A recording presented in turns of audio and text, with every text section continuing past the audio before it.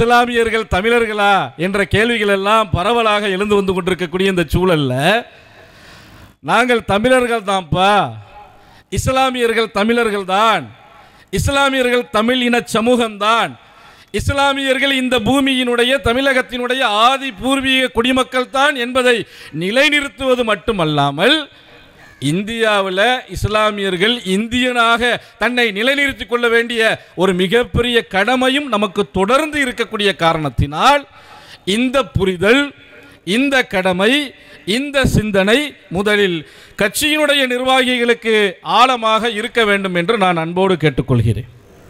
ஏன்னா பாஜகவினுடைய அரைவேக்காடுகள் நிறைய இருக்கான். அவனுக்கு சொல் புத்தியும் கிடையாது, சொந்த புத்தியும் கிடையாது. பேராசிரியர்மா அண்ட புழுகு புழுகுவார்கள். சிவில் சர்வீஸ் படித்தவன் சொல்லுவான், சில்லறை பிள்ளைகளுக்கு தெரியக்கூடிய சங்கதிகள் கூட தெரியாத கூமுட்டைகளாக இருக்கக்கூடிய இந்த காலகட்டத்தில் இது போன்ற இந்த தகவல்கள் எல்லாம் நமக்கு தேவை என்கிற அடிப்படையில் நான் சொல்லுகிறேன். கீழடி தமிழர் நாகரிகத்தை பற்றி நாம் இங்கே சுட்டிக்காட்ட வேண்டும். NCERT பாடப்புத்தகத்திலே தொடர்ந்து நடைபெறக்கூடிய முஸ்லிம் விரோத திரிவுகளை சுட்டிக்காட்ட வேண்டும். பீகாரிலே பல லட்சம் வாக்காளர்கள் புறக்கணிக்கப்படுகிறார்கள் என்பதை சுட்டிக்காட்ட வேண்டும். அஸ்ஸாமிலே குறிப்பாக இஸ்லாமியர்கள் அடிப்படை தங்குவதற்கு வீடுகள் இல்லாமல் அகதிகளாக்கப்படுகிறார்கள் என்பதையும் சுட்டிக்காட்ட வேண்டும். ஆனால் நேரம் இல்லை. நான் வள்ளுவனுடைய ஒரு குரலை மையமாக வைத்து உங்களுக்கு இந்த கண்டன ஆர்ப்பாட்ட உரையினுடைய மைய கருத்தை சொல்ல நினைக்கிறேன். ஏனென்றால் இந்த கோரிக்கைகளை எல்லாம் நாம் யாருக்கு எதிராக எதிர்த்து பேசுகிறோம் என்றால் பாஜகவினுடைய அனைத்து தரப்பு மக்களுக்கும், பாஜகவை ஆதரிக்கக்கூடிய மக்களுக்கும். ஏன்னா இன்னைக்கு தமிழகத்தில் அது தேவை. இந்த பாஜகவினுடைய கயவாளித்தனம் தெரியாமல், பாரதிய ஜனதா கட்சியினுடைய மதவாத அரசியல் தெரியாமல், பாரதிய ஜனதா கட்சியினுடைய தமிழக இந்திய மக்கள் விரோத போக்கு தெரியாமல், பாரதிய ஜனதா கட்சியினுடைய இந்தியாவினுடைய வளமையை மீட்டெடுக்க முடியாத சூழல் தெரியாத பாஜகவிலே இருக்கக்கூடிய, பாஜகவை ஆதரிக்கக்கூடிய மக்களுக்கு இந்த செய்தி தெரியும். இஸ்லாமியர்களுக்கு தெரிவது இரண்டாவது பட்சமாக இருக்கலாம், பிற்படுத்தப்பட்ட மக்களுக்கு இரண்டாவது பட்சமாக தெரியலாம், போராட்ட களத்திலே நிற்கக்கூடிய மக்களுக்கு. முனைப்பாக இவர்களுக்கு தெரிய வேண்டும் என்று நான் விரும்புகிறேன். ஏன்னா திராவிட பூமி என்று சொல்லிக் கொண்டிருக்கக்கூடிய இந்த தமிழகம் மெல்ல மெல்ல மெல்ல காவிகளினுடைய கையிலே புகுந்து கொண்டிருக்கிறது என்பதை நாம் மறுத்துவிடக்கூடாது. மாறுதட்டிக்கலாம், இது பெரியார் பூமி, இது அண்ணாவினுடைய வழியில் வந்த பூமி, இது திராவிட மண், இங்கே தமிழனுடைய மரபை தாண்டி பிஜேபியினுடைய இந்துத்துவாவினுடைய எந்த அத்துமீறலையும் அனுமதிக்க மாட்டோம் என்று வேண்டுமானால் சொல்லிக் கொள்ளலாம். ஆனால் 2025 இந்த ஜூலை மாதம் வரக்கூடிய காலங்கள் எப்படிப்பட்ட காலங்கள் என்றால், காவியினுடைய அந்த சிந்தனை, இந்துத்துவாவினுடைய சிந்தனை, RSSனுடைய பிஜேபியினுடைய சிந்தனை, சாதாரண அப்பாவி இந்து சமூக பெரும்பான்மை மக்கள் அதிலே அகப்படக்கூடிய ஒரு சூழலை நோக்கி தமிழகம் சென்று கொண்டிருக்கிறது. அதற்கு ஒரு உதாரணம் தான் முருக பக்தர்கள் மாநாடு. நான் அந்த தலைப்புக்குள்ளே போக விரும்பவில்லை. எப்படி இந்த தமிழ் சமூகத்தை சூறையாட வேண்டும் என்று பிஜேபி தெளிவாக திட்டமிட்டு வேலை செய்து கொண்டிருக்கிறது. ஐயா தோழர் தியாகி அவர்கள் கேட்டார்கள், இந்தியாவினுடைய பிரதமர் மந்திரிக்கு கங்கை கொண்ட சோழபுரத்தில் என்ன வேலை என்று கேட்டார்கள். நியாயம் தானே? எத்தனையோ இந்த நாட்டை பற்றி பேச வேண்டிய வேலைகளுக்கு மத்தியிலே, பாராளுமன்றத்திலே பதிலளிக்கக்கூடிய வேலைகளுக்கு மத்தியிலே அங்கே எல்லாம் செல்லாமல், அங்கே எல்லாம் செயல்படாமல் சோழனுடைய கங்கை கொண்டபுரத்திற்கு ஏன் வர வேண்டும்? தமிழகத்தை அவர்கள் சூறையாடி கொண்டிருக்கிறார்கள் என்பதை நாம் புரிய வேண்டும். அந்த அடிப்படையில் இந்த தலைப்பை நாம் அணுக வேண்டும் என்று நான் உங்களிடத்திலே அழுத்தமாக பதிவு செய்ய நினைக்கிறேன். வள்ளுவனுடைய அந்த குரல், ஏன்னா எந்த செய்தியை யார் சொல்கிறான் என்று பார்க்க வேண்டும். கீழடியை பாஜக மறுக்கிறது, கீழடியை அந்த ஆய்வறிக்கையை மத்திய அரசு புறக்கணிக்கிறது, அதற்கு அனுமதி அளிக்க மறுக்கிறது. NCERT பாட புத்தகத்திலே இஸ்லாமியர்களுக்கு எதிரான, குறிப்பாக மொலாயர்களுக்கு எதிரான அந்த வரலாற்று திரிவுகளை மத்திய பிஜேபி அரசு செய்கிறது. பீகாரிலும் அஸ்ஸாமிலும் வாக்கு போட்ட அந்த மக்களை, சிறுபான்மையினரை, பிற்படுத்தப்பட்ட மக்களை, ஒடுக்கப்பட்ட மக்களை மத்திய பிஜேபி இந்துத்துவ RSS வஞ்சிக்கிறது. இதையெல்லாம் சரி என்று தமிழகத்தில் இருக்கக்கூடிய பாஜக மெச்சுகிறது. பாஜகவை ஆதரிக்கக்கூடியவர்கள் சரி என்கிறார்கள். அதனால தான் அவர்களுக்கு இந்த செய்தி செல்ல வேண்டும் என்று நான் சொல்கிறேன். எப்பொருள் யார் யார் வாய் கேட்பினும் அப்பொருள் மெய்ப்பொருள் காண்பது அறிவு. இந்த குறளுக்கு நான் விரிவாக விளக்கம் சொல்ல வேண்டிய அவசியம் இல்லை. யாரு எதை சொல்றான், சொல்பவன் யார், அவன் எப்படிப்பட்டவன் என்பதை பார்க்க வேண்டும். அதுதான் அறிவுடைமை. அறிவுடையவர்கள், அறிவாளிகள் அதைத்தான் செய்வார்கள் என்று திருவள்ளுவன் தன்னுடைய திருக்குறளிலே சுட்டிக்காட்டுகிறான். இப்ப நான் உங்களிடத்திலே இந்த குறளுக்கான செயல்பாட்டு திட்டத்தை உங்களிடத்திலே நான் விடுகிறேன். அப்ப நாங்க SDPI கட்சியின் சார்பாக இங்கே முன்வைத்திருக்கக்கூடிய இந்த மத்திய அரசினுடைய விரோத போக்கை யாரெல்லாம் சரி என்று சொல்லுவானோ, யாரெல்லாம் இதற்கு சப்பை கட்டுவானோ, யாரெல்லாம் இதற்கு சரக்கு வாங்கி குடித்துவிட்டு சரி என்று தலையாட்டுவனோ, அவனெல்லாம் அறிவு இல்லாத முட்டாள்கள், கூமுட்டைகள். அவர்கள் புறக்கணிக்கப்பட வேண்டியவர்கள் என்பதை முதலில் தமிழர்கள் புரிந்து கொள்ள வேண்டும். ஏன்னா SDPI சொல்லுதுன்னு கேட்டா அது ஒரு தனி அடையாளமாக மாறும். இஸ்லாமியர்கள் பிஜேபியை எப்போதும் திட்டிக் கொண்டிருப்பார்கள், பேசிக் கொண்டிருப்பார்கள், அவர்களுக்கு வேலை இல்லை. நான் தமிழ் சமூகத்திற்கு சொல்ல விரும்புகிறேன். நானும் ஒரு தமிழனாக இங்கே இந்த தமிழ் சமூகத்திற்கு சொல்லுகிறேன்.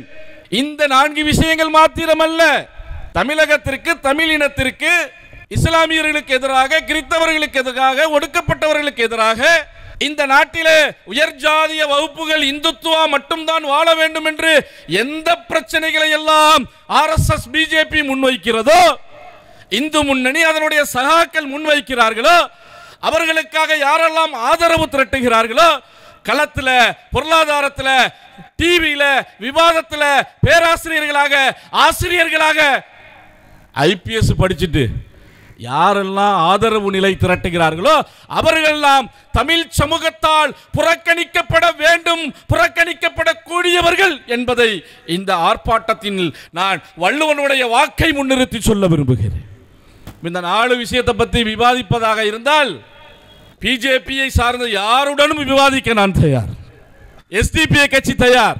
பேராசிரியர் என்று அடைமொழி போட்டுக்கொண்டு டிவியினுடைய விவாதங்களிலே பொய்யையும் புரட்டையும் சொல்லிக் கொண்டிருக்கக்கூடிய பாஜகவினுடைய நிர்வாகிகளே, மக்களுக்கு மத்தியிலே மத ரீதியாக, கலாச்சார ரீதியாக கடவுளின் பெயரை சொல்லி இந்து சமூக பெருமக்களை, தமிழ் சமூக பெருமக்களை ஏமாற்றிக் கொண்டிருக்கக்கூடிய பிஜேபியினுடைய சகாக்களே, நீங்கள் முன்வைக்கக்கூடிய அந்த கருத்துக்களுக்கு எதிராக தெளிவாக விமர்சனத்தை, விவாதத்தை முன்வைப்பதற்கு நாங்கள் எந்த நிலையிலும் தயார். வா, விவாதித்து பார்ப்போம். நீ தோர்த்து விட்டாய் என்றால் தமிழகத்திலிருந்து முகவரி இல்லாமல் நாக்பூரை நோக்கி நீங்கள் எல்லாம் ஓடிவிட வேண்டும் என்ற ஒப்பந்தத்தின் அடிப்படையில் விவாதத்திற்கு வர தயார் என்றால் நாங்கள் தயார்.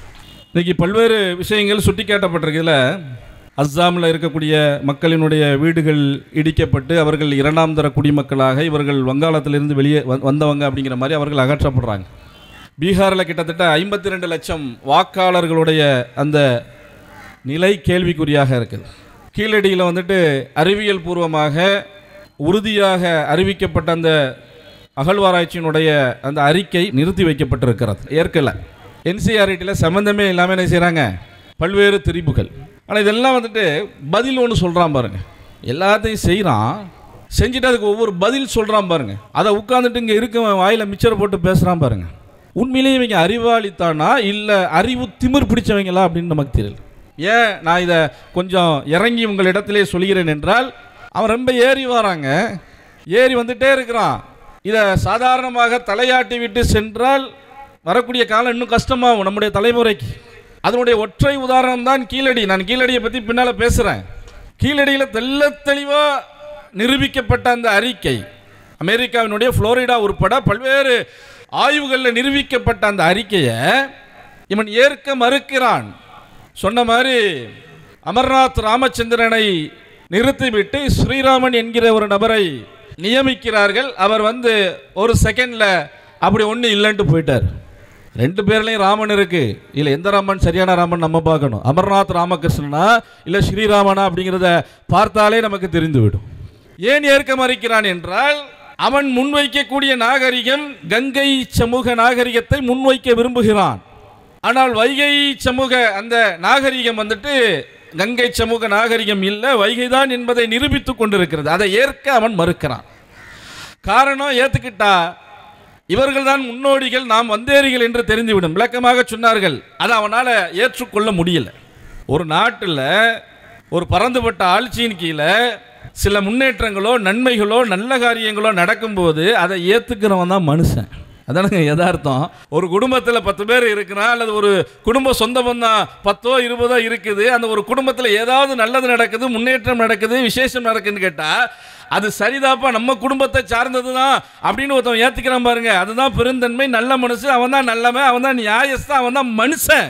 ஆனால் இந்தியாங்கிற ஒரு பாரதம்ங்கிற ஒரு நாட்டுக்குள்ள இருக்கிறான்னு சொல்லிட்டு தமிழனுடைய அந்த மரபையும் அந்த நாகரிகத்தையும் ஏற்க மறுக்கிறாய் என்றால் நீ மனுஷனா இல்லையா என்பதை நாம தான் இப்போ முடிவு எடுக்கணும்.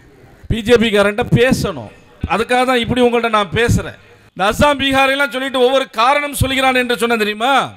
அஸ்ஸாமினுடைய முதல்வர் அவன் என்ன ரீசன் சொல்றான்னு கேட்டால், அந்த மாதிரி வீடுகளை எடுத்து மக்களை வெளியேற்றக்கூடிய அந்த நிகழ்வுல 7 ஆண்டுகளுக்கு முன்னாடி இஸ்லாமியர்கள் 12% இருந்தார்கள்.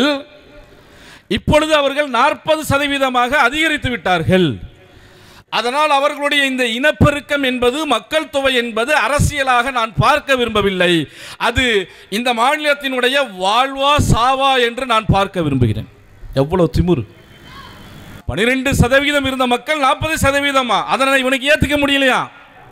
இவர்கள் இனப்பெருக்கம், மக்கள் தொகை உயர்ந்து விட்டது, இதை நான் அரசியலாக எடுக்க முடியாது, வாழ்வா சாவா என்று நான் போட்டு பார்ப்பேன் என்று ஒரு முதலமைச்சர் சொல்வார் என்றால், இந்த நாட்டினுடைய ஜனநாயக மரபு விழுமியங்கள், ஒழுக்க விழுமியங்கள், அந்த மதச்சார்பின்மை, அரசியலமைப்பு சட்டத்தினுடைய அத்துணை அம்சங்களும் செத்து போகிறது அல்லவா? இவன் பேசுறது மட்டும் இல்லாம ஜார்க்கண்டுக்கு சொல்றான். என்ன சொல்றாரு ஜார்க்கண்ட்ல? மிஸ்டர் சிபுசேரன், ஹேமந்த் சிபுசேரன், நீங்க என்ன செஞ்சிட்டீங்க? இந்த கணக்கீடுகளை செய்ய தவறிவிட்டீர்கள். அதனால தான் உங்க மாநிலத்தில் இந்த பிரச்சனையை நீங்கள் கையாள முடியவில்லை. இவருக்கு முடியாததை இவர் யார்கிட்ட போய் சொல்றாரு? இவர் பக்கத்து மாநிலத்தில் வர போய் சொல்றாரு, ஓ என்னால முடியலையா, அதனால நீ ஏன் இப்படி பண்ணான்னு கேட்குறேன். எவ்வளவு கேவலமான ஒரு விஷயம் பாருங்க. நான் இந்த ஒரு நகைச்சுவைக்காக சொல்ல விரும்பல, எவ்வளவு மோசமான ஒரு காலகட்டத்தில் வாழ்ந்து கொண்டிருக்கிறோம். ஒரு மாநில ஜனநாயக அந்தஸ்தில் ஜனநாயக உரிமைகளை பெற வேண்டிய மாநிலத்தினுடைய முதலமைச்சர் இப்படி பேசுகிறார் என்றால், செய்கிறார் என்றால், உச்சநீதிமன்றம் வழிகாட்டுதல்களை நடத்தியிருக்கிறது என்றால், அதையெல்லாம் அத்துமீறி நடக்கக்கூடிய இந்த போக்கை எப்படி நாம் எடுத்துக்கொள்வது? பீகாரில் 52 லட்சம் வாக்காளர்கள் இன்று கேள்விக்குறியாக இருக்குது. தேர்தல் கமிஷன் சொல்லுது, இவர்கள் எல்லாம் ஆதாருடைய கார்டை நான் ஏற்றுக்க முடியாது, இவர்கள் எல்லாம் பொய்யான வாக்காளர்கள் அல்லது வந்தேரிகளாக இருக்கக்கூடும் என்று பீகாரில் இருக்கக்கூடிய அரசு சொல்லுது. ஏன் இது நடந்து முடிந்த பாராளுமன்ற தேர்தல் உனக்கு இதெல்லாம் போலி வாக்காளர்கள் தெரியலையா?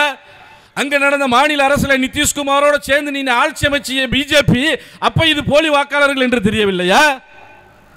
இப்ப அவருக்கு குத்துது கொடைதான்.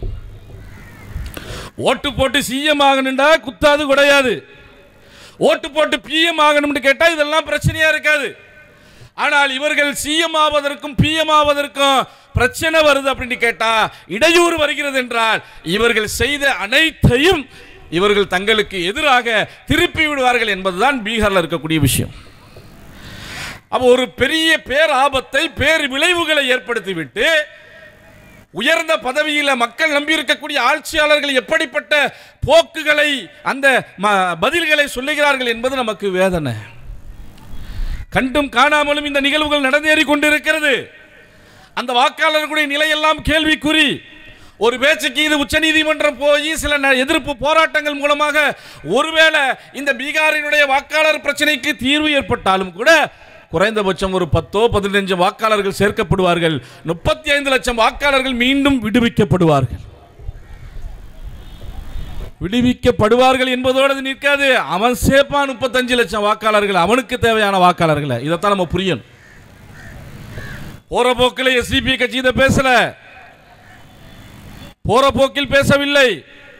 புதிய வாக்காளர்களை தங்களுக்கு சாதகமாக எப்படி சேர்த்துக் கொள்ள வேண்டும் என்பதற்கு வடமாநிலம் எத்தனையோ உதாரணம். மகாராஷ்டிரா வாக்கு பதிவான சதவிகிதத்தை விட ஓட்டு அந்த கவுண்டிங் டேல எத்தனை சதவீதம் அதிகமாக வந்துச்சு? போலிங் டேல இருந்த பெர்சன்டேஜை விட கவுண்டிங் டேல பெர்சன்டேஜ் ஜாஸ்தி. எப்படா வந்துச்சு? ஏன் இந்த துறைமுகம் தொகுதியில் அது மாதிரி பிரச்சனை இல்லையா?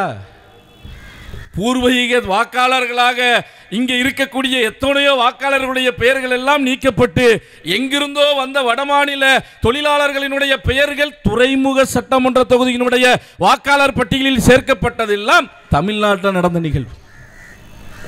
அப்போ வாக்காளர்கள் இருந்து விடுபடுவார்கள் என்றால் அதோடு நடக்காது. அவனுக்கு தேவையான எல்லாரையும் அவன் சேர்ப்பான்.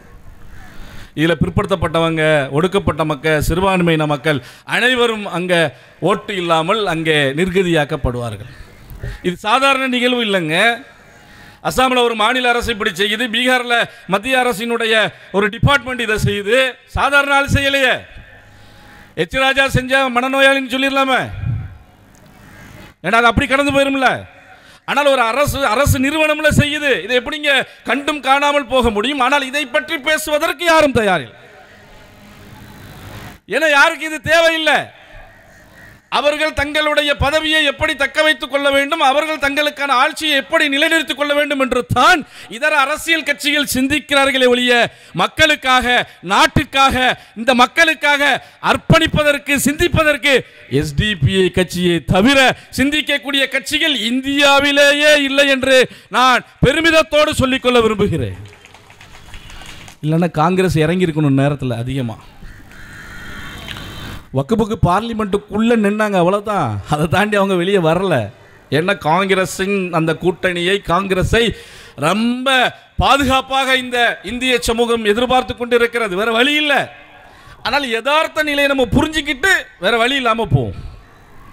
யதார்த்தம் என்ன? அரசுகள் இப்படி செய்கிறது.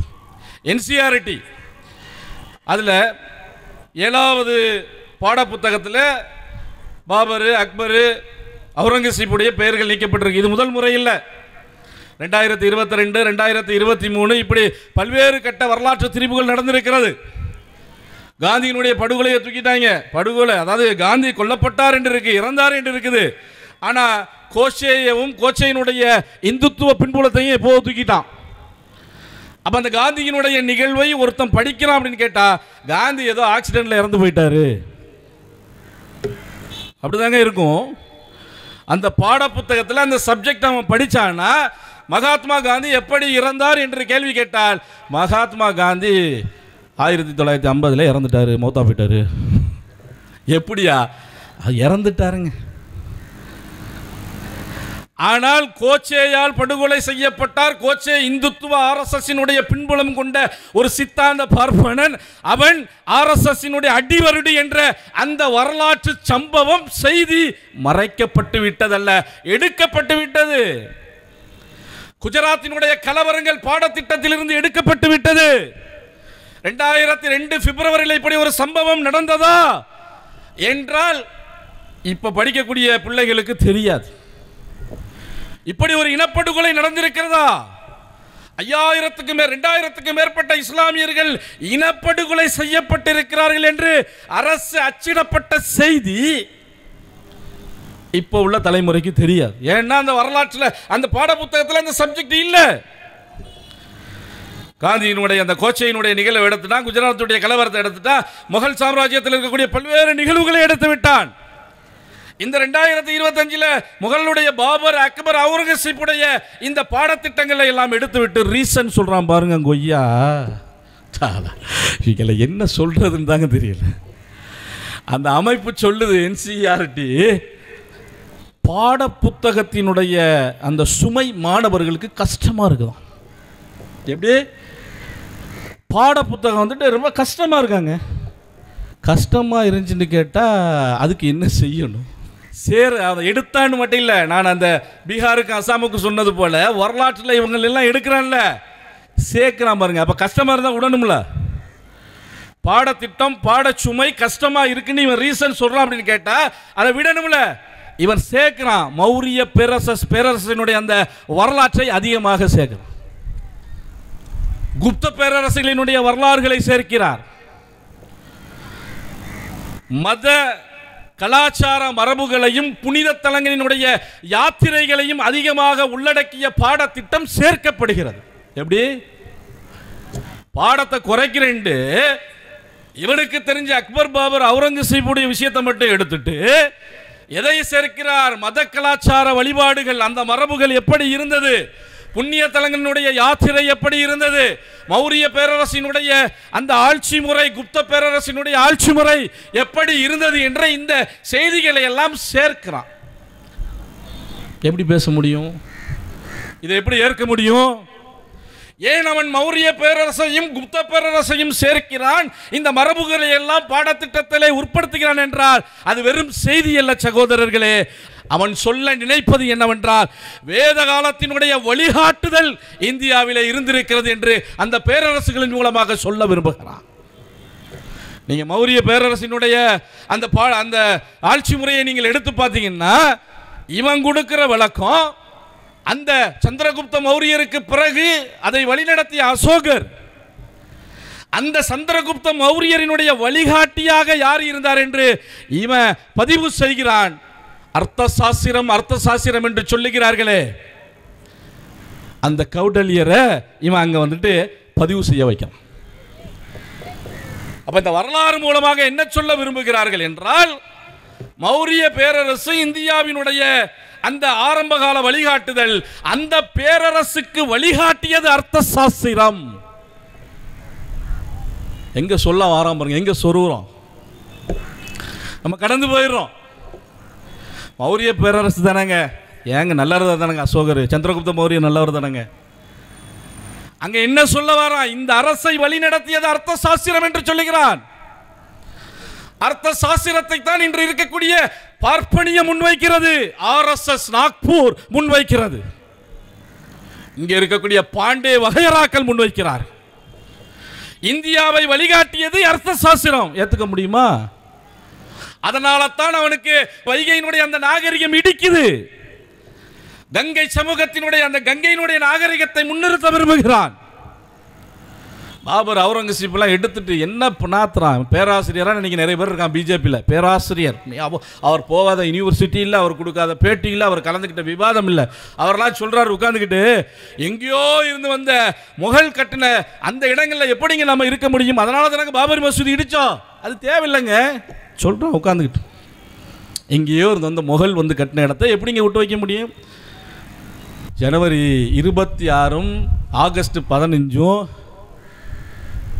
நீங்கள் பிதாமகனாக நினைக்கக்கூடிய பாரத பிரதமர் மோடி அவர்கள் ரொம்ப செலிப்ரேட் பண்றாரு, சுதந்திர கொடியை ஏற்றுகிறாரு. செங்கோட்டை அது யாரு கட்டினடா? முகல் பேரரசு கட்டிய செங்கோட்டையில் நின்றுதான் இந்தியாவினுடைய சுதந்திர கொடி பட்டொளி வீசிக் கொண்டிருக்கிறது என்பதை சங்கிகளை மறந்து விடாது. ஒரு பாபரியை இடித்து விட்டு முகல் கட்டினதுன்னு சொல்றா, செங்கோட்டையை உன்னால இல்லாமல் ஆக்க முடியுமா? முகல் கட்டிடம் தான் இந்தியாவில் இருக்கக்கூடாது என்றால் செங்கோட்டை. பதில் சொல்லு பேராசிரியர். பேர்ல இருக்கக்கூடிய சங்கிகளே, சிவில் சர்வீஸ்ல இருக்கக்கூடிய சங்கிகளே, சமூக நல்லிணக்கம் என்று சொல்லிக் கொண்டிருக்கக்கூடிய மிதவாத இந்துத்துவத்தை பின்பற்றிக் கொண்டிருக்கக்கூடிய சங்கிகளே, பாபர் வந்து கட்டினதுங்கிறனால இல்லை. அப்போ செங்கோட்டை சொல்லு, ஆக்ரா கோட்டையை சொல்லு, பதேபூர் சிக்ரியை சொல்லு, குத்துபினாரை சொல்லு சொல்லு. இவர் இந்த வீரர்களினுடைய வரலாறை எல்லாம் மறைத்து விட்டு சத்ரபதி சிவாஜியை முன்னிறுத்த விரும்புகிறார்கள். நான் ஒன்று நான் ஜாயின் பண்ணி தான் சொல்கிறேன். ஏன் கீழடியை வெறுக்கிறான் என்றால் கங்கை நாகரிகத்தை, ஏன் என்சிஆர்டியில் இவ்வளவு வருதுன்னு கேட்டால் அந்த சமூகத்தை கொண்டு வர விரும்புகிறான். அவனுடைய அந்த இந்துத்துவ சித்தாந்தத்தை முன்னிறுத்த விரும்புகிறான். சத்ரபதி சிவாஜி யாரு சொல்லு? நம்மளும் தாங்க படிச்சிருக்கோம், வேற வழி இல்லாமல். வீர சிவாஜி என்று சொல்லுவாங்க. 6 வருஷம் தான் ஆட்சி புரிஞ்சிருக்கு. முகல் சாம்ராஜ்யம் என்னது 800 வருஷம் சொல்லுவோம். சுல்தான்கள் இருந்து ஆரம்பிச்சு கேட்டால் 800 வருஷம் சொல்லுவோம். 6 வருஷம் ஆட்சி புரிஞ்சு சத்ரபதி சிவாஜி இவங்களுக்கு என்னது வம்சாவளியினுடைய முன்னோடியா. ஆட்சி நடத்துவதற்கு பணம் இல்லாம தன்னுடைய சொந்த தம்பியை தஞ்சாவூர்ல வந்து கொலை செய்வதற்கு தயாரான, தமிழ்நாட்டில் வந்து கைப்பற்றுவதற்கு தயாரான அந்த மராத்திய மன்னனை இவர்கள் முன்னிறுத்த விரும்புகிறார்கள் என்றால் எப்படி ஏற்றுக்கொள்ள முடியும்? சத்ரபதி சிவாஜியை எவனெல்லாம் முன்னிறுத்துகிறானோ அவன்கிட்ட நாம பேச வேண்டிய அவசியம் இருக்குது. தஞ்சாவூரினுடைய அந்த வரலாறு உங்களுக்கு, சோழர்களுடைய வரலாறு தெரியும், நாயக்கர்களுடைய வரலாறு தெரியும். அவனுடைய ஆட்சி முறை எப்படிப்பட்ட ஆட்சி முறையா இருந்துச்சுன்னு கேட்டா, பதவி கொடுத்த பிஜப்பூர் சுல்தானுடைய அந்த மன்னனுடைய ஆட்சிக்கு எதிராக கலகம் நடத்தினவன் சத்ரபதி சிவாஜி. இந்த வரலாறுலாம் போனா நிறைய பேச வேண்டியிருக்கும். நம்ம அந்த பாயிண்டை மட்டும் நீங்க எடுங்க. முகல் பேரரசுகளினுடைய அந்த தியாகங்களை, அவர்களினுடைய அந்த உழைப்புகளை மறைத்துவிட்டு சத்ரபதி சிவாஜியையும் அந்த மராட்டிய ஏற்கனவே சொன்ன நாக்பூர் சித்தாந்தத்தையும் முன்னிறுத்த விரும்புகிறார்கள். முகல் இந்தியாவுக்கு ஃபுல்லாக ஆட்சி செஞ்சாங்க. சிவாஜி மராட்டியத்தில் மட்டும்தானங்க, மராட்டியத்தை தாண்டி கொஞ்சம் வந்தார், அவ்வளோதானங்க. முகல்னால இந்தியாவுக்கு விளைந்த எத்தனையோ பெருமைகள் இருக்கிறதுங்க. இன்றும் கூட செங்கோட்டை யுனெஸ்கோவால் அங்கீகரிக்கப்பட்டிருக்கிறது. 7 அதிசயங்கள் என்று சொல்லப்பட்டாலும் தாஜ்மஹால் அதிலே நிலை பெற்றிருக்கிறது. எந்த அரசுகள் வந்தாலும் இந்திய கோட்டைக்குள்ளே நுழைய முடியாத அளவுக்கு அத்தனை அம்சங்களை முகல் செய்து வைத்தார்களே. எவ்வளவு வருமானம், எவ்வளவு கட்டிடக்கலைக்கு முன்னோடி நாம் முகல் சாம்ராஜ்யத்தை பற்றி பேசுவதாக இருந்தால் இருக்கு. இந்த வரலாறுகளை அவர்கள் மாற்ற நினைப்பது முஸ்லிம்களுக்கு எதிரானதாக மட்டுமல்ல, நாக்பூரினுடைய சிவாஜியை, நாக்பூரை அவர்கள் முன்னிறுத்துகிறார்கள். அதான் நம்ம புரியணும். இதை புரிந்து கொண்டு நாம் இவர்களை எதிர்க்க வேண்டும். இது ஏதோ இஸ்லாமியர்கள் பிஜேபியை எதிர்க்கிறார்கள் அல்ல. நான் மீண்டும் மீண்டும் தெளிவாக சொல்லுகிறேன், இந்த பிஜேபியினர், இந்த சங்க பரிவாரங்கள் தமிழர்கள் என்ற போர்வைக்குள் ஒளிந்து கொண்டு தமிழகத்தை, தமிழர்களை ஏமாற்றிக் கொண்டிருக்கிறார்கள். தமிழர்கள் உஷாராக வேண்டும். யாரெல்லாம் பக்தியின் காரணமாக முருக மாநாட்டை ஏகோபித்து பேசிக் கொண்டிருக்கக்கூடிய தமிழர்களே, நீங்கள் இந்த பிஜேபியினுடைய இந்துத்துவ சிந்தனைக்கு உங்களை நீங்கள் உட்படுத்திக் கொண்டு விடாதீர்கள் என்று நாங்கள் சொல்லுகிறோம். உண்மையிலேயே தமிழர்கள் தங்களை நிலைநிறுத்திக் கொள்ள வேண்டும் என்றால் பிஜேபியை அவர்கள் எதிர்ப்பது ஒன்றே தமிழகத்தில் தீர்வு, அது மட்டுமே மாற்று என்பதை இந்த ஆர்ப்பாட்டத்தின் வாயிலாக நான் அழுத்தமாக சொல்ல விரும்புகிறேன். நான் திறந்த சவாலை தான் முன்வைக்கிறேன். பிஜேபி தமிழர்களை ஏமாற்றுகிறது. பிஜேபியின் போர்வையில் இருக்கக்கூடிய அத்தனை குழுக்களும் தமிழர்களை ஏமாற்றிக் கொண்டிருக்கிறது. தமிழர்கள் விழித்துக் கொள்ள வேண்டும் என்று நான் சொல்லுகிறேன். நீங்க சொல்றதெல்லாம் ஒண்ணுமே இல்லை பாய், போங்க பாய்ன்னு சொன்னா நான் மீண்டும் கீழடிக்கு வருகிறேன். ஏன் கீழடியினுடைய அந்த அங்கீகாரத்தை தர மறுக்கிறார்கள்? பிஜேபி இந்துத்துவ இஸ்லாமியர்களுக்கு மட்டும் எதிரி இல்லைங்க. நீங்கள் இந்துக்களாக இருந்தாலும் தமிழனாக இருந்தால் நீங்களும் பிஜேபிக்கு எதிரிதான் என்பதை நீங்கள் புரிந்து கொள்ள வேண்டியது கீழடியினுடைய அந்த அறிக்கை மறுப்பிலிருந்து புரிந்து கொள்ள வேண்டும். பிஜேபி தமிழர்களை ஏற்காது என்பதற்கு கீழடியை தவிர வேறு உதாரணம் இல்லை. நான் அப்துல் ஹமீது என்ற இஸ்லாமியனாக, தமிழனாக, இந்தியனாக பேசினா பிஜேபி எதிர்க்கும் என்று நீங்கள் நினைத்துக் கொண்டால் மகா தப்பு. நீங்கள் ஏமாளி. தமிழகத்தில் இருக்கக்கூடிய அனைத்து தரப்பு மக்களும் ஏமாளி. பிஜேபியை நம்பக்கூடியவர்கள்.